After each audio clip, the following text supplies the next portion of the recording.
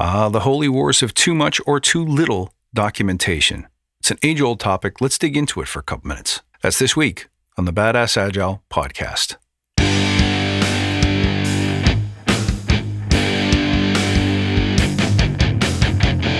Greetings, team. Welcome to the Badass Agile podcast. I'm your host, Chris Williams.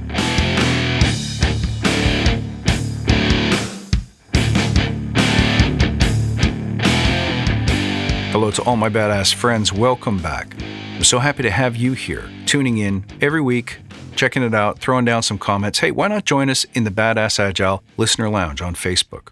Details are in the show notes below. And also, if you're interested in finding out what we're up to in the Forge, come on over to badassagile.com/the-forge and sign up for our newsletter. I'll keep you up to date. I'll even bring you some of the little tips and learnings as we go. Okay, this week, let's tackle the age-old argument of documentation, too much versus too little. But before we do that, let's take a moment to remember why we're here. To create an elite tribe of leaders who truly serve their clients and communities by doing what matters and what works, relentlessly chasing value and excellence like a badass. There's so many resources out there about what you need to do to be agile, but we're focused on who you need to become in order to lead teams. So let's hammer down those fundamentals to create a truly unique and powerful force in this industry. And remember, if this show helps you, tell your friends.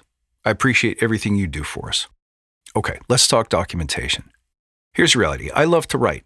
I love to get up every morning and reflect on what I did yesterday, what I learned, reflect on what I do today, and how that will roll up to who I most want to become.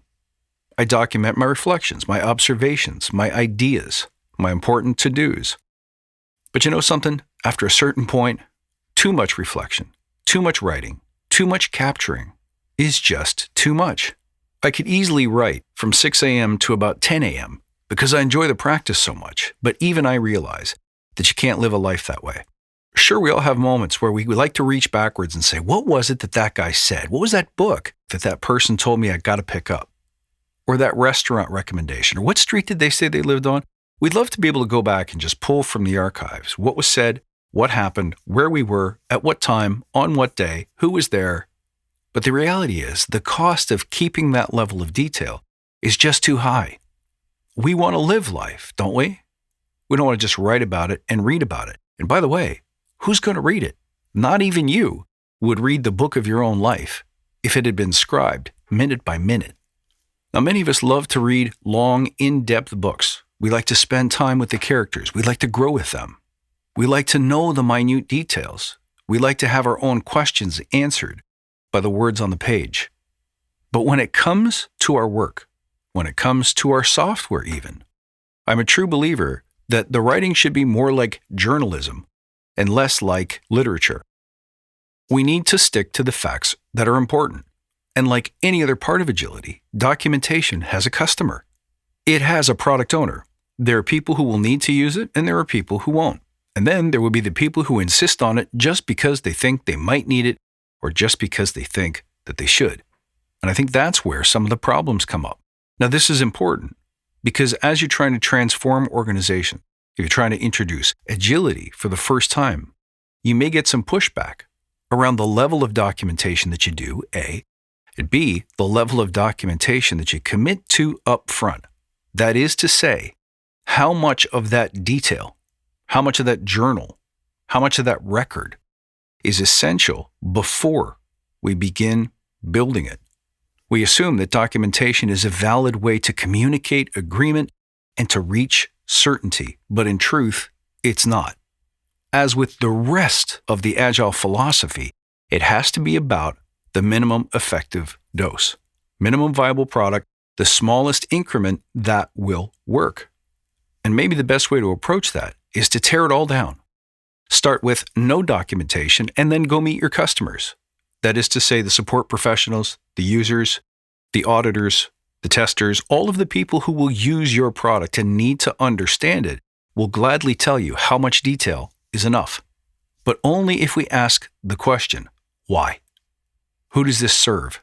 What is the best way to get you 80% of the value in 20% of the time? When we do too much documentation, what does that look like? Where does it leak? And then once you've established that, I want you to remember that there's more than one way to deliver that minimum effective dose. One of the big problems with documentation is the time that it takes to prepare it and the time that it takes to consume it.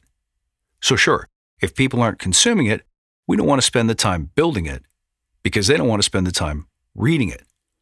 So if we strip it all down and build our process or our agreements back up from the ground, we'll at some point arrive with how much documentation is just right. But then, in order to minimize the amount of time that it takes to prepare it or consume it, why aren't we more creative? For example, what's wrong with audio documentation, video documentation? Especially video documentation that doesn't require a big fancy setup or a ton of post-editing, but rather simple, casual documents that we would create either by taking an audio memo or just whipping out your smartphone, creating a short video, a short how-to. Now that's how most of the internet learns today. If you're trying to learn guitar, you might go to one of hundreds or thousands of websites that try to demonstrate techniques or how to play a song using a video instruction. Believe it or not, before the written word, we were still able to teach one another how to take on new skills, how to improve, and pass our traditions down through generations without ever setting pen to paper because they didn't exist. So we have to assume that at one point, conversation, the spoken word, was the primary method of communicating ideas, and then actual live practice was the most common way of developing and imprinting those skills. So in a way, documentation is as much about teaching as it is about archiving reference material. So when you look at it that way, we should be using the tools and the techniques that are popular in our current time. Whether that's using wiki style or Reddit style or Quora style documentation, question and answer formats, all the way down to podcasts, videos, or very quick animations, sketchnoting, and similar techniques to ensure that we properly capture the minimum effective dose of information that our customers need, but that we're doing it in a way that is easy and efficient to create and easy and efficient to consume. So think about that this week. What can you do to your practice to ensure that we treat documentation like any other customer-facing value?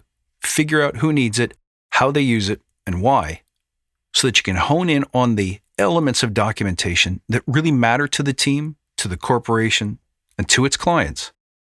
And then start thinking about innovative ways that we could create, collect, index, and make available that information in a way that matches the way people prefer to learn in 2021. Why not reach out through the lounge or directly to me and let me know how this works for you? Bring your ideas. Tell us what you're experimenting with. That's it for this week, guys. I appreciate you being fans. I love you because you're crazy. You can find me at badassagile.com or reach out on Twitter at badass_agile. I'll see you next time, and until then, stay badass.